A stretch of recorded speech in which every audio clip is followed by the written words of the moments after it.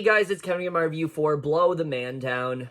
So what Blow the Man Down is essentially about is we center on these two girls. We have Mary Beth and Priscilla Connolly. They are sisters that have recently lost their mother over what is supposedly a suicide of sorts. And basically one day Mary Beth ends up, basically being, she ends up flirting with this guy, and he almost gets to the point of taking advantage of her, but she does end up murdering him as a way to stop him from doing that. So her and her sister then have to try to cover up this murder as much as they can by also reopening a bunch of dark secrets that have also gone over in this town, but they end up opening a much bigger can of worms than expected, and that's really all I'm going to say. So Blow the Man Down overall, I was really excited for this film. This was a film that kind of came out of nowhere for me, but I watched the trailer for it before the movie preview when that segment was still a thing, because it's not going to be for a while, but whatever, I digress. When that was a thing, I watched it, and I was very excited to see how this turned out. It looked like it was going to be a very interesting film for sure, and I will say, overall, I did enjoy this one. I don't think it's quite as good as it could have been, but there is definitely a lot of things that Blow the Man Down definitely does do right, and so we're just getting to right now. So definitely, I think the big thing that really does work in this film, and the thing that really does anchor it, is the cast here. The entire cast just does a really solid job throughout this movie. I think there's some really talented actors here, specifically that of the combined effort of our two main leads, Morgan Saylor and Sophie Lowe, just completely anchor this entire movie. They have so much charisma in their roles. They work very well here. They're very funny as well, and they have this very natural ability that just really radiates off the screen. You just really enjoy watching these two. They do a really great job here, and again, even when at points the film might not be quite as good as it needs to, they do a really good job, I think, of adding some layers to these characters, really showing the bond that these sisters have, and I just really liked what we end up seeing from them. They were easily my favorite thing about this entire film for sure. The rest of the cast, though, I mean, you got some really stellar actors here, and a lot of them do a really great job. This is probably one of the best performances from Margot Martindale that I've seen in quite a bit. She is so good in this movie. She's like this, she has some weird connection to their mother, and you know there's something off about her from like the second she steps on screen, but she does a really great job of really just showing what's actually going on with this character. The way that she unraveled all that, I just thought was really impressive, and I really loved what she was doing here. Like I said, I just thought she did a really great job in this role. June Squibb as well is always great, and that's definitely the case here. Same with Annette O'Toole. Gayle Rankin, I thought, did a really solid job here. The two cops in this movie as well, Skipp, Sudduth, and Brittain, were also really solid here. They definitely did a good job for what they had in this movie. Really, everyone definitely did a really good job here. But now we're going to get into the directing and the writing here. And the directing here by Bridget Savage Cole and Danielle Krudy, they both do a really solid job directing this movie. They're very much, though, channeling Coen brothers here. It has a very similar style to that, with just the way the humor is implemented, the way the comedy is handled.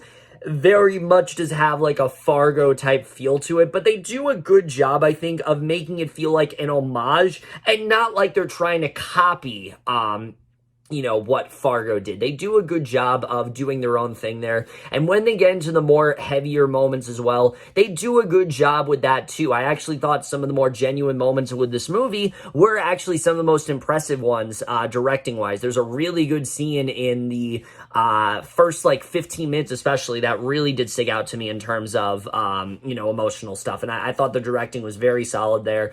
Their writing also, I think, is pretty good for the most part. The way they set up this mystery is really good. Right off the bat, you're very intrigued by what's going on. You always have a lot of skepticism about, what some of these characters are saying, and I think they do a really good job of that, because a lot of these characters are really weird and out there. Margot Martindale especially, there's something off about this lady. Enid, the way she carries herself, it always just seems like she's hiding something. And so you're just kind of waiting for that reveal to happen. And I thought they did a really good job with setting that up, but also how they start to distrust her. Like I said, Mary Beth and Priscilla, they commit this murder, and the way that they try to like cover their tracks, so to speak, is to kind of set up this whole other mystery that goes on. And it's actually really interesting. The way that it all unravels is really fun to watch, especially when it comes to Gayle Rankin's character. The way that she gets roped up into everything, I thought was definitely a lot of fun to watch, and I thought they did a really good job with setting all of that up overall. And so I definitely found a lot of the script to be a lot of fun for sure. And the actual reveal of what happened, I will say it definitely was predictable, but I thought overall that they did a really good job. And make no mistake, this movie is also really funny. There's a lot of really funny moments in this movie that definitely did have me laughing for sure. And like I said, it definitely does channel like early Coen brothers and things like that. I will say, though, my one gripe with this film is that you can very much tell this is a directorial and a writing debut. It very much does feel like that. It feels like Cole and Krudy, they know what they're doing, definitely, but they feel a little inexperienced. It feels like this feels like a freshman film. It really does. It feels like a movie where they're still trying to figure out what works and what doesn't, and there are points of the movie where it doesn't hit quite as strongly as you want it to. And I think the biggest criticism that I can give to that is really in our two main characters, because while I enjoyed Mary Beth and Priscilla, it's mainly the two actors that do that. If it wasn't for their performances, I don't really know if I would have actually liked this movie all that much, because beyond a couple things, we don't really know that much about either of these characters. We know that Mary Beth is like trying to get into college and she's not entirely sure if that's actually going to work. But beyond that, there's not a lot we really know about her other than obviously the almost sexual assault that went down, that ended in her killing the guy.